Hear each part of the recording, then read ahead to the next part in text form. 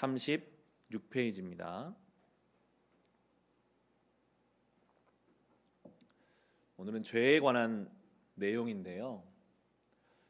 우리는 죄라고 하면 보통은 세상에서 어떤 행위를 하고 법을 어기고 행동으로 생각하게 되는데, 성경은 죄에 대해서 말할 때 하나님과의 관계가 잘못된 것이 죄라고 말합니다. 죄는 행위가 아니라 존재이고 상태를 뜻하거든요. 하나님으로부터 벗어나 있는 상태가 바로 죄입니다.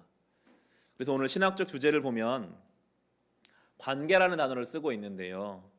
우리 신학적 주제 같이 한번 읽어보겠습니다. 죄는 우리와 하나님, 사람들, 그리고 세상과의 관계를 깨뜨립니다. 죄는 온전한 관계가 깨어진 것이 죄입니다. 하나님과의 관계가 깨어짐으로 모든 관계들이 깨어지게 됩니다. 오늘은 최초의 범죄를 살펴보게 될 것인데, 아담과 하와가, 우리가 지난주만 하더라도 아담과 하와는요 굉장히 영광스러운 상태였잖아요. 언제든지 하나님과 교제할 수 있고 두 사람과의 관계에 숨김이 없었어요. 그 관계가 너무나도 완벽한, 가장 보기 좋은 관계였음에도 범죄했다면 우리는 더 쉽게 범죄할 수밖에 없다는 것을 인정하고 시작해야 합니다. 오늘 여기서 우리가 경건하게 예배를 드려도요, 저 문 밖에 나가서 다시 삶으로 돌아가는 순간부터 우리는 범죄에 노출되어 있고 언제든지 죄 앞에 무너질 수 있는 존재임을 깨닫게 하시는데, 한 장 넘기셔서 37페이지에 중간 단락부터 시작하겠습니다. 이 세션에서 우리는 인간의 범죄에 대해 살펴볼 것입니다. 하나님의 말씀을 거슬러 반역한 것은 하나님의 말씀의 선하심에 대한 불신에서 시작되었음을 확인할 수 있습니다. 죄는 우리와 하나님, 다른 사람들과의 관계를 끊고 세상을 파괴하는 결과를 초래합니다. 오직 하나님만이 우리를 죄와 그 결과에서 구원하실 수 있습니다. 하나님은 우리에게 죄와 싸울 수 있는 능력을 주십니다. 그런 순서로 가요. 말씀에 대한 의심이 죄가 되고, 그 죄는 하나님과의 관계를 깨뜨립니다. 그런데 하나님은 다시 그 관계를 회복하기 원하시거든요. 이게 오늘 배워갈 내용인데, 첫 번째가 바로 말씀에 대한 불신으로 죄가 시작되는 것입니다. 1번 보시면 인간의 반역. 죄는 하나님 말씀의 선하심을 불신하게 합니다. 요한복음 1장 1절에 보면 말씀이 곧 하나님이시라라고 말씀하시거든요. 오늘 범죄의 첫 내용을 들어가 보면 결국 하나님 말씀에 대한 의심으로 죄가 시작됩니다. 제가 아래 있는 본문을 읽겠습니다. 그런데 뱀은 여호와 하나님이 지으신 들짐승 중에 가장 간교하니라. 뱀이 여자에게 물어 이르되 하나님이 참으로 너희에게 동산 모든 나무의 열매를 먹지 말라 하시더냐. 여자가 뱀에게 말하되 동산 나무 열매를 우리가 먹을 수 있으나 동산 중앙에 있는 나무의 열매는 하나님의 말씀에 너희는 먹지도 말고 만지지도 말라 너희가 죽을까 하노라 하셨느니라. 뱀이 여자에게 이르되 너희가 결코 죽지 아니하리라. 너희가 그것을 먹는 날에는 너희 눈이 밝아져 하나님과 같이 되어 선악을 알 줄 하나님이 아심이니라. 여자가 그 나무를 본즉 먹음직도 하고 보암직도 하고 지혜롭게 할 만큼 탐스럽기도 한 나무인지라. 여자가 그 열매를 따먹고 자기와 함께 남편에게도 주매 그도 먹은지라. 이에 그들의 눈이 밝아져 자기들이 벗은 줄을 알고 무화과 나무 잎을 엮어 치마로 삼았더라. 본문에서 뱀을 표현할 때 간교하다, 교활하다라고 말합니다. 여러분, 우리를 유혹하는 존재는요 굉장히 간교합니다. 이것이 유혹인지 아닌지 분별하기 어렵게 틈타서 우리 안에서 하나님 말씀을 교묘하게 뒤집고 바꾸려고 합니다. 살펴보겠지만 완전히 하나님 말씀 부정하는 게 아니라 조금 바꿔가면서 시작해요. 의심하게 하고 합리화하게 하고 타협하게 합니다. 교활하고 간교하거든요. 본문의 뱀의 간교함과 교활함에 대한 언급으로 시작되고 있는데, 교활한 사람을 만나면 그 말을 액면 그대로 믿지 말고 저희가 무엇인지 살펴야 합니다. 뱀은 의심부터 불러일으키기 시작했습니다. 하나님이 참으로 하지 말라 하시더냐? 하나님 말씀을 부인하지 않지만 논쟁거리로 만들었습니다. 정말 하나님이 정말 진짜 그렇게 말씀하셨어? 여기서 분명하게 알았다면 넘어갈 일이 아니었거든요. 그런데 하나님 말씀에 대한 확신이나 그 내용에 대한 분명함이 없었기 때문에 조금씩 의심의 자리로 끌려가게 되었어요. 뱀이 하나님 말씀을 어떻게 왜곡하는지 주목해 보십시오. 하나님은 분명히 선악과만 먹지 말라라고 하셨는데 뱀은 물어볼 때 하나님이 다 먹지 말라고 하셨다면서? 라고 그렇게 질문을 던지고 있어요. 그러면서 자꾸만 의심하게 만드는 거죠. 이 세상이 그렇습니다. 기독교의 진리를 편협하다라고 이야기합니다. 왜 너희에게만 구원이 있냐? 너무 편협한 거 아니냐? 이 시대의 어떤 흐름 속에서 기독교와 진리를 여러 가지 방법으로 왜곡하려고 하고 있습니다. 우리가 요즘 묵상하고 있는 데살로니가 교회 교인들은 그런 표현이 나오죠. 하나님 말씀을 사람의 말로 듣지 아니하고 하나님 말씀으로 들었다. 그럴 때 그 말씀이 그들 가운데 역사했다. 데살로니가 2장에서 나오고 있는데요. 우리는 하나님 말씀을 어떻게 대하고 있을까요? 너무나 중요한 부분인 것 같아요. 하나님 말씀이 정말 나에게 하나님 말씀으로 들리는가? 아니면 언제든지 내가 취사 선택할 수 있는 나의 하나의 선택지가 되고 있는가? 말씀을 대하는 태도가 너무나 중요할 것입니다. 그렇지 않으면요, 끊임없이 공격하거든요. 끊임없이 말씀을 뒤집고 우리의 삶을 흔들려고 할 것입니다. 한 장을 넘기시면 39페이지에 보시면 뱀은 아담과 하와를 유혹할 때 설명이 아닌 질문으로 공격을 시작했습니다. 그의 목표는 아담과 하와가 하나님의 선하심을 의심하게 만드는 것이었습니다. 뱀은 곧이어 노골적인 거짓말을 합니다. 너희가 결코 죽지 아니하리라. 죄는 하나님의 선하심을 의심하는 것에서 시작해 하나님 말씀을 부인하는 것으로 끝납니다. 하나님 말씀에 대한 이러한 불신과 부인은 오늘날 우리 마음에도 틈타는 거짓말입니다. 하나님의 금지 명령을 마치 선택 사안인 것처럼, 마치 폭군의 말인 것처럼, 마치 불가능한 것처럼 무시하게 만듭니다. 아담과 하와의 죄는 단순한 불순종이었지만 상상할 수 없는 결과를 낳았습니다. 에덴 동산에서 일어난 일은 단순한 실수가 아닙니다. 그것은 하나님에 대한 반역입니다. 결과적으로 인간은 무한한 지혜와 사랑의 창조자에게 당신은 선하지 않아요 라고 말하게 된 것입니다. 하나님 말씀에 대한 불순종으로 에덴을 잃어버렸어요. 그 말씀에 대한 불순종으로 모든 것을 잃어버렸어요. 그 결과는 우리가 이제 차차 살펴보게 되는데요. 여러분, 우리의 삶을 봐도 그러지 않나요? 하나님 말씀이 내 안에 충만하지 않을 때 우리는 어떻습니까? 혼란스러워요. 작은 일에도 분이 납니다. 원망스럽습니다. 불안합니다. 우울합니다. 그게 하나님 말씀이 없는 상태예요. 무엇으로 가려보려고 해도 뒤에 보면 이제 이들이 두려워서 무화과 나무로 자기의 수치를 가리거든요. 잠시뿐이죠. 아주 미봉책입니다. 하나님 말씀이 없는 인생이 그렇습니다. 근데 결국 인간은 죄로 인해 하나님의 그 창조 질서를 스스로 떠나가게 되고 그때부터 많은 어려움이 생기게 되죠. 2번입니다.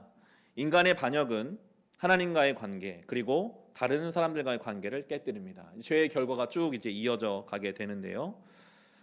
그들이 그날 바람이 불 때 동산에 거니시는 여호와 하나님의 소리를 듣고 아담과 그의 아내가 여호와 하나님의 낯을 피하여 동산 나무 사이에 숨은지라. 여호와 하나님이 아담을 부르시며 그에게 이르시되 내가 어디 있느냐? 이르되 내가 동산에서 하나님의 소리를 듣고 내가 벗었으므로 두려워하여 숨었나이다. 이르시되 누가 너의 벗었음을 내게 알렸느냐? 내가 내게 먹지 말라 명한 그 나무의 열매를 내가 먹었느냐?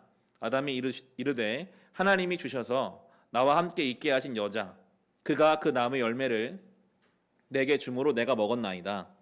여호와 하나님이 여자에게 이르시되 내가 어찌하여 이렇게 하였느냐? 여자가 이르되 뱀이 나를 꿰므로 내가 먹었나이다.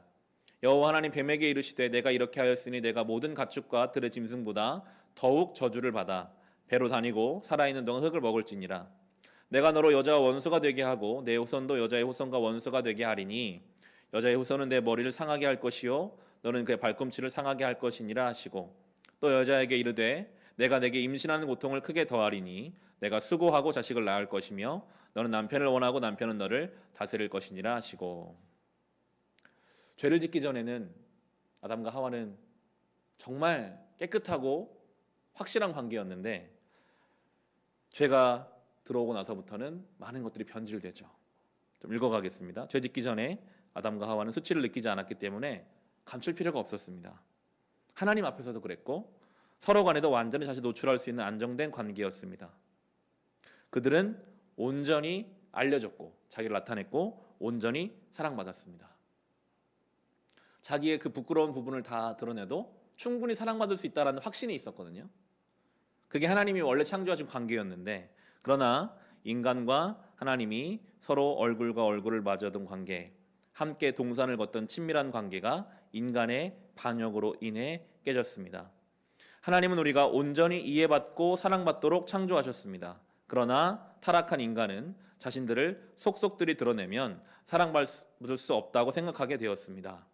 누군가를 속속들이 알게 되면 사랑할 수 없다고 믿게 되었습니다. 관계가 변질되었어요. 숨었잖아요. 죄가 들어오는 순간부터 하나님을 피해 숨기 시작해요. 이런 나를 하나님은 사랑하지 않으실 거야. 스스로 그렇게 사랑에 대해서 관계에 대해서 변질시킵니다. 하나님에 대해서 그렇다면 다 마찬가지죠. 가립니다. 서로 가리기 시작합니다. 내 이 부분을 저 사람이 이해하지 못하고 나도 저 사람의 그 부분을 이해할 수 없어. 모든 관계가 변질되게 됩니다.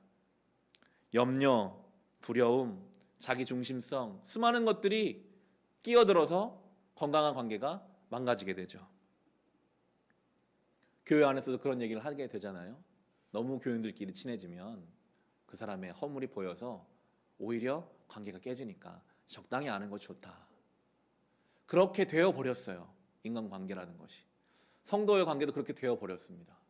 심지어 하나님 앞에도 우리가 때로는 하나님 앞에 나아가고 싶다는 고백을 하지만 정말 여러분 전능하신 거룩하신 주님 앞에 선다라는 기회가 온다라면 많은 사람들은 두려워할 것입니다. 자기의 죄가 드러날까 봐. 아담과 하와처럼 하나님 낯을 피하려고 할지도 모르겠어요.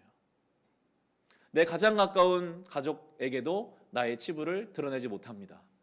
그 사람이 나를 이해해주지 못할 거라고 믿기 때문이죠. 그래서 인간은 숨는 것입니다. 하나님으로부터 숨고 서로를 피해 숨는 것이 자연스러워졌어요.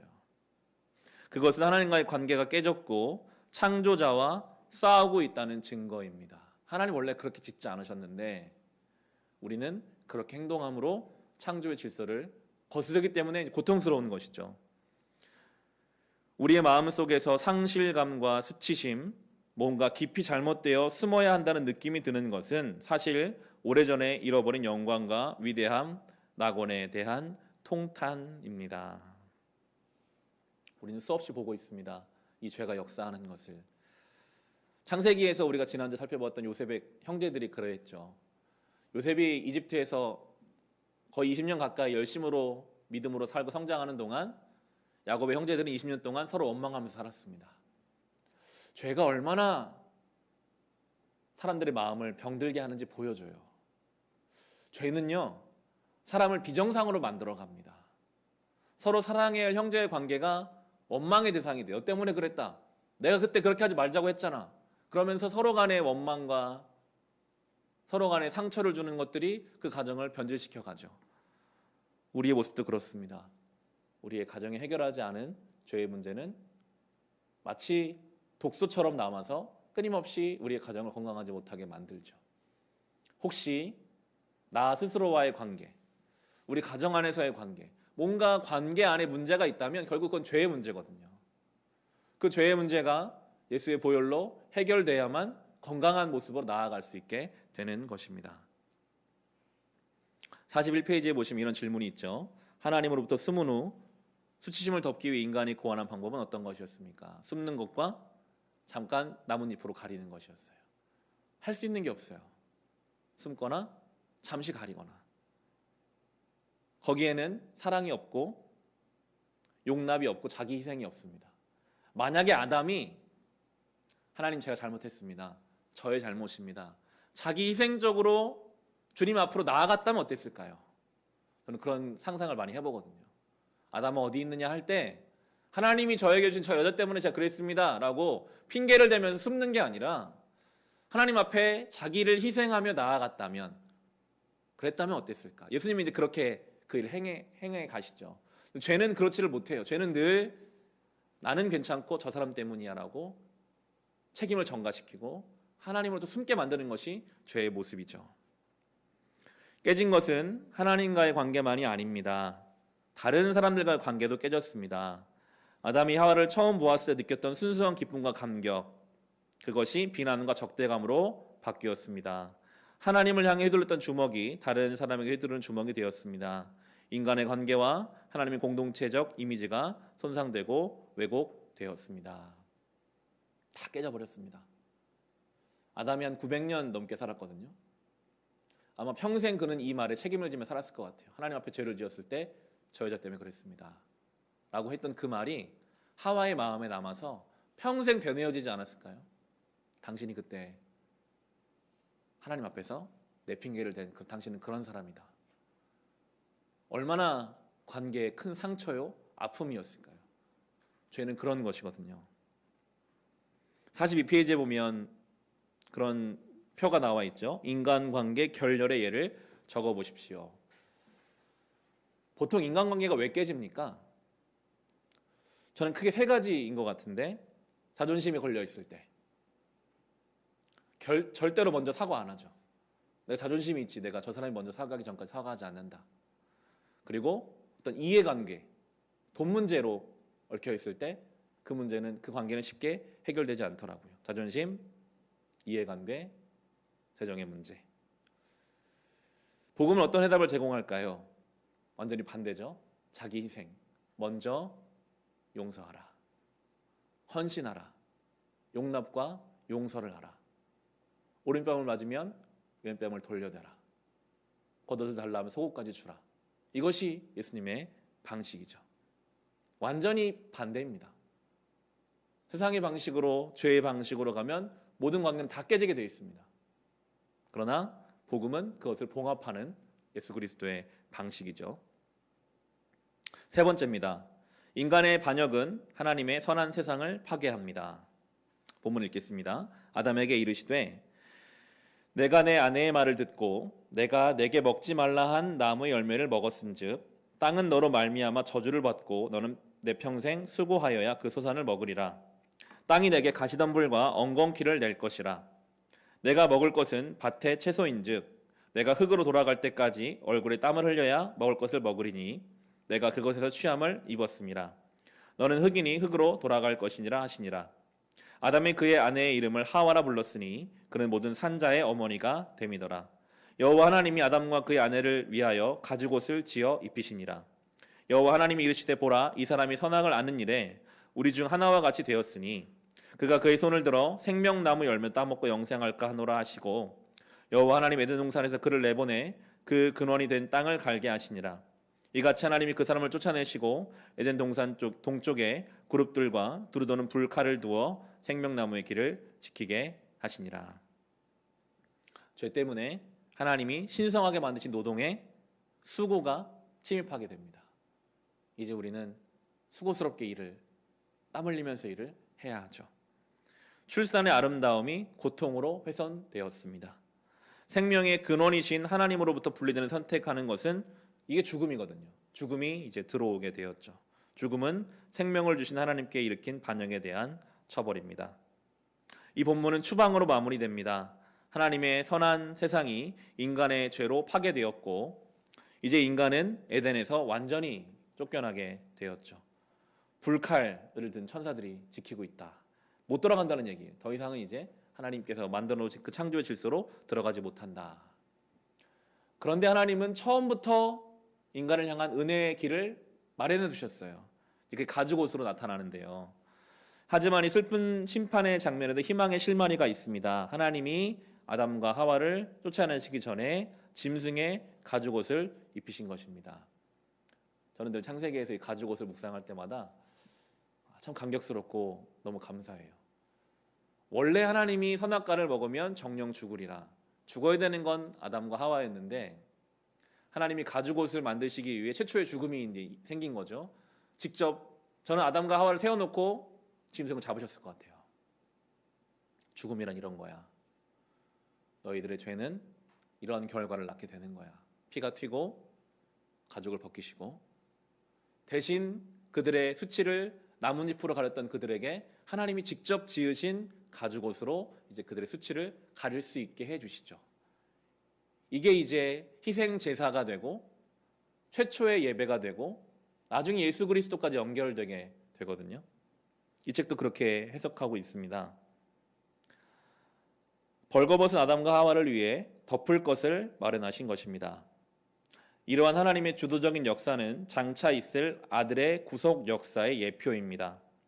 예수님이 스스로 희생자물 되어서 우리의 죄에 대해 책임을 지실 것이며 우리의 수치를 자신의 의로움으로 덮으실 것입니다. 예수 그리스도로 옷 입어라 라고 신약성경은 말하고 있잖아요.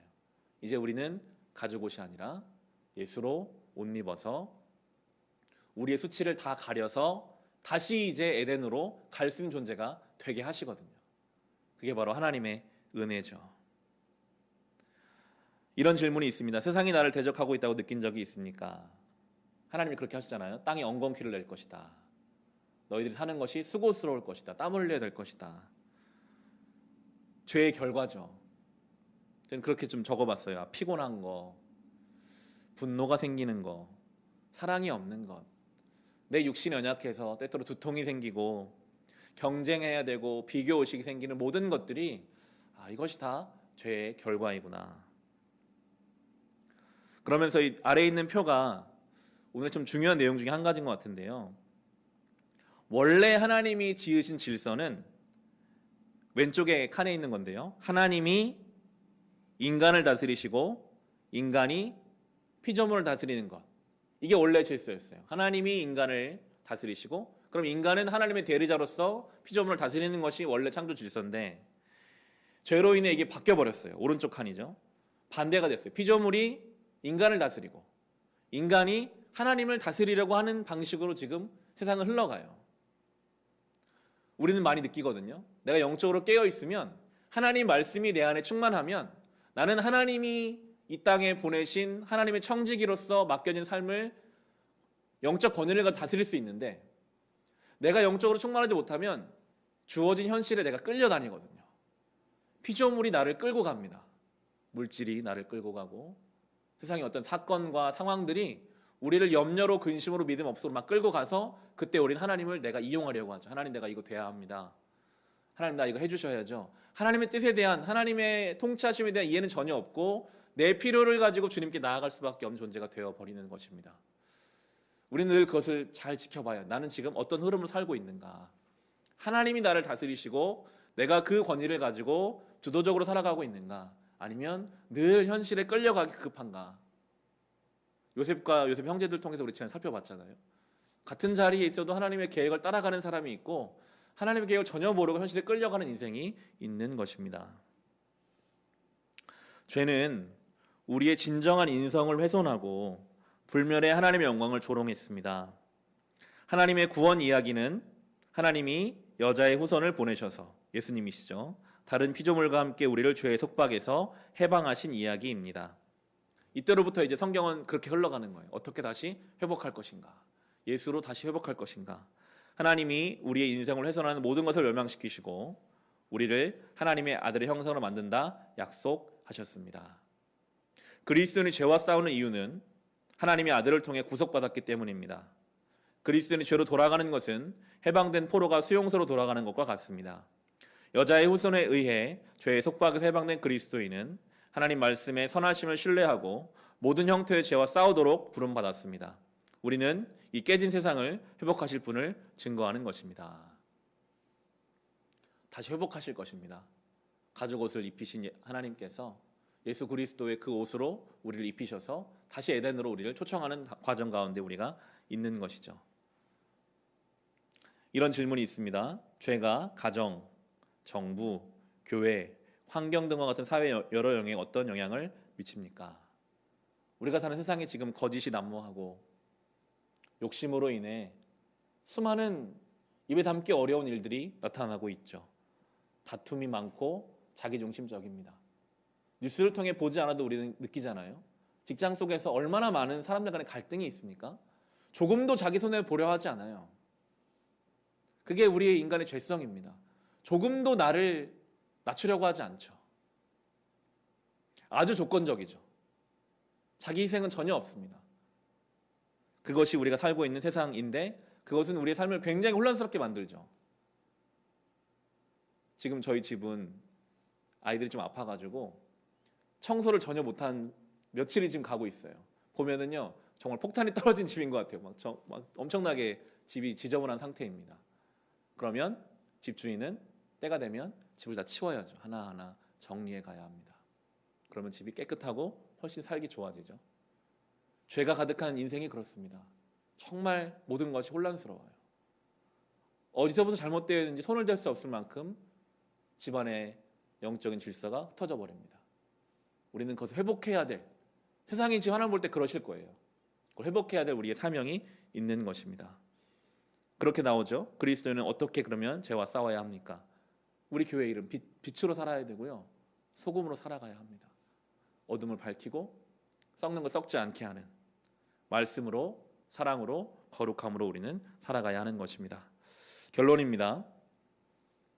이 결론이 참 좀 말이 딱딱하지만 참 신학적으로 잘 해석해 놓은 결론인 것 같은데요.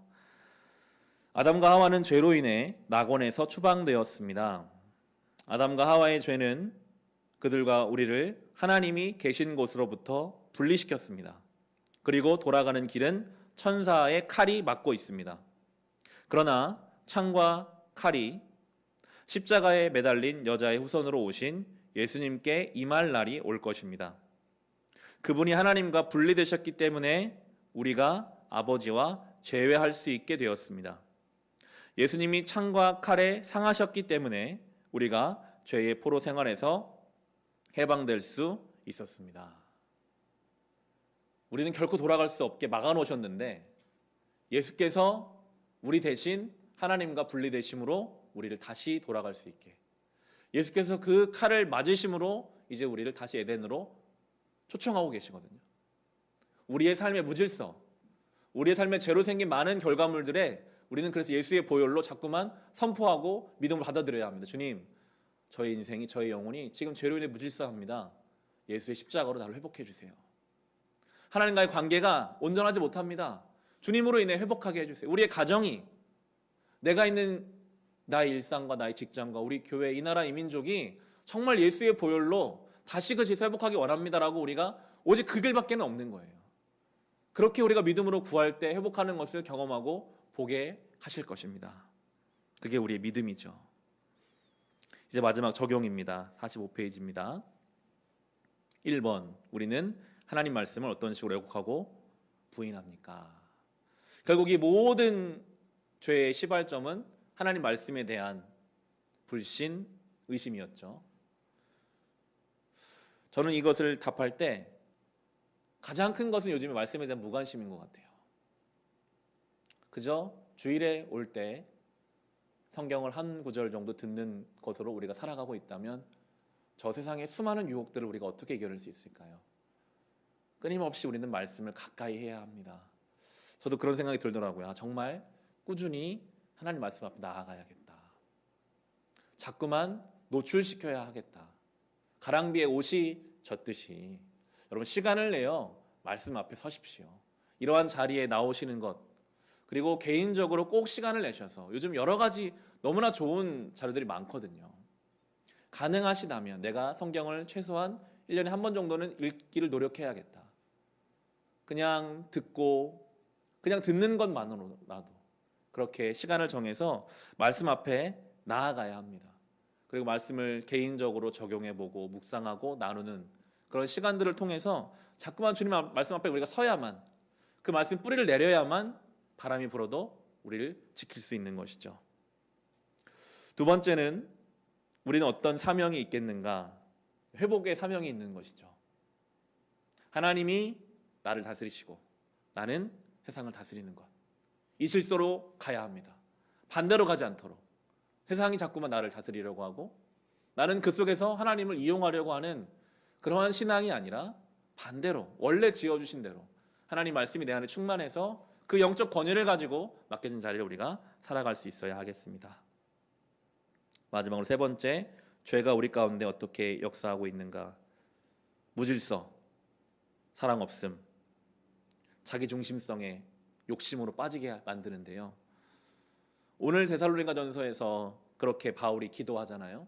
사랑이 충만하기를 기도하고 거룩하기를 기도하더라고요. 그게 교회의 사명인 것 같아요. 우리가 사랑이 없는 세상 가운데 정말 사랑이 풍성한 삶을 살기를 예수 안에서 구하고, 저 욕심으로 가득한 세상 속에서 거룩하게 구별되기를 구할 때 질서가 생겨나게 될 것입니다. 세상은 질서가 없고 사랑이 없고 욕심으로 가득하지만 우리는 풍성한 사랑으로 거룩함으로 하나님의 질서를 회복해 가야 하겠습니다. 오늘 이 말씀 개인적으로 또 묵상하고 기억하시면서 죄와 싸워 승리하는 저와 여러분 될 수 있기를 주님의 이름으로 축원합니다. 우리 함께